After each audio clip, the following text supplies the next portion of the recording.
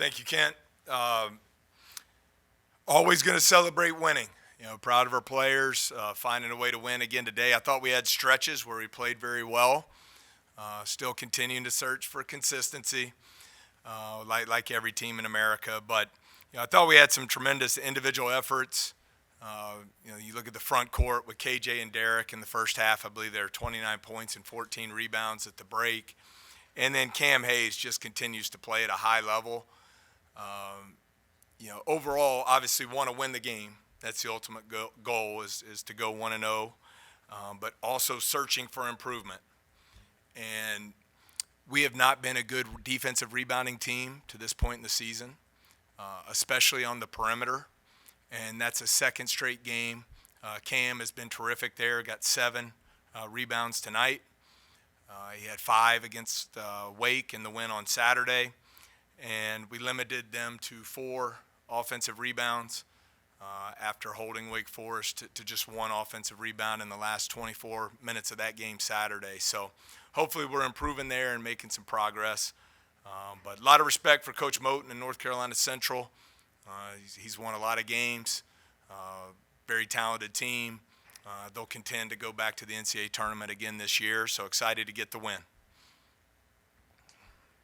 Matt, the start that Cam and Derek gave you scored your first 15 points, and I think Derek had 11 of those 15, but those 2 guys got rewarded again for their play the other night. And also, what's the prognosis on Cam?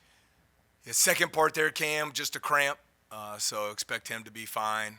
I was concerned there, making sure it wasn't a rolled ankle or anything, but he just got a cramp there, chasing down that last layup there. So it should be good to go tomorrow as we head into Saturday. But both of them, can't say enough good things about them.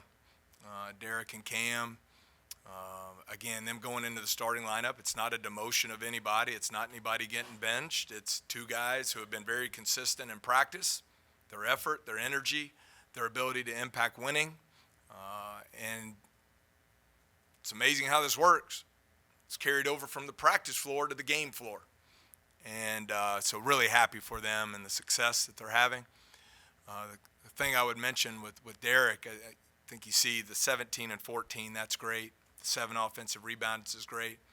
But he's providing leadership. And his effort, his hustle, you hope that becomes contagious throughout the team. And Cam, the same thing. He's been very efficient. He's moving the basketball. He's taking high-quality shots. And I can't say enough about 7 defensive rebounds at the guard position. So, happy for both of those guys and hope those practice habits continue to lead to success on the court. Yeah, Coach. I mean, your defense really seems to fuel your offense when you guys are really clicking. Just, talk about the transition opportunities you guys had tonight and just how that really has been a huge part of your offense. Yeah, Glenn, it's a good observation. It's really how we would like to play. And to be able to play that way, you have to force the opponent to take tough shots, and then you have to limit them on the offensive boards. And I thought we had some really nice possessions where the ball moved in transition. Sometimes we dribble the air out of the ball, and it doesn't lead to great opportunities. I thought you saw some pitch-ahead passes, really sharing the basketball that led to some easy layups and dunks. And, it's fun to watch. It's fun to play that way. So, hopefully we'll continue to improve and get better there. Coach, when you struggle like you did from 3, does the rebounding and the second chance points make it maybe a little bit easier to manage when you're struggling offensively like that? Yeah, I think those second opportunities were huge for us. I thought we got some pretty good looks from 3. Just didn't knock them down. But, you look at Derek, 7 offensive rebounds, KJ 3. The thing when you see those stats, it's not coaching. It's not some neat technique or drill work that you do. It's 2 guys who play extremely hard and pursue the basketball and play with great passion. And those second opportunities were huge for us today because, as you saw, we did not shoot the ball well from the perimeter.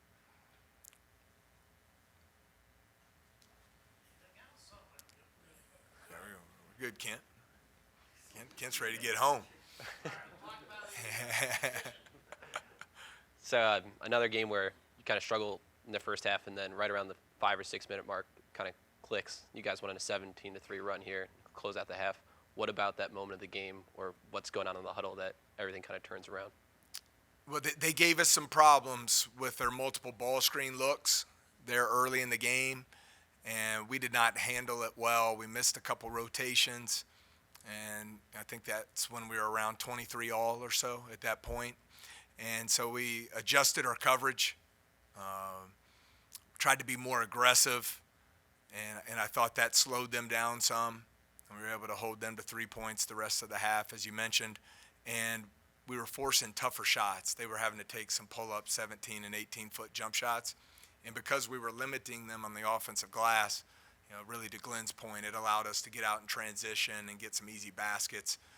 But I think that started with defense and rebounding, and I think that'll normally be the case. Hey, Coach. Adam Miller, 0 for 10. But what have you seen from him, and how he's trying to take on the challenges of shots not going in, and how are you trying to help him? Yeah, I've always been one when you have an elite shooter like that. I don't believe in overcoaching that. I think if we see something, whether it's a little thing with shot preparation, or if there's a way as a coaching staff we can create even more space for a more open look, I think we'll do that. But I'm not one of those guys who's going to say, hey, I think the ball rolled off your finger 3 inches to the left the wrong way. It's just, man, he's a really good shooter. Shoot the ball, shoot with great confidence, take great shots, and he'll be fine.